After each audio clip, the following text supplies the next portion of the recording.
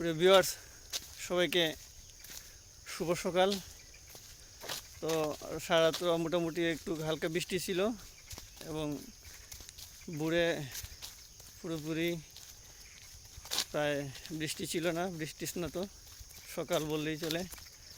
তো সকালবেলা আজকে আমাদের 10 কিলো টার্গেট ছিল নাকি জাহিন? 10 কিলো টার্গেট ছিল, প্রায় ফিনিশিংয়ের কাছাকাছি আমাদের 10 কিলো। তো এটাই হলো আজকে আমাদের সকালবেলার বলতে গেলে রিফ্রেশমেন্ট। তো সবাই আসলে সুস্থ থাকার জন্য একটু বাইরে না আসতে পারলেও নিজের ঘরের ভিতরেই একটু এক্সারসাইজ করার চেষ্টা করবেন। হয়তো শুয়ে করা যায়, বাসার ভিতরে করা যায়। তো দেখা যাচ্ছে যে সুস্থ থাকাই মানুষের সর্বোত্তম চেষ্টা করা উচিত।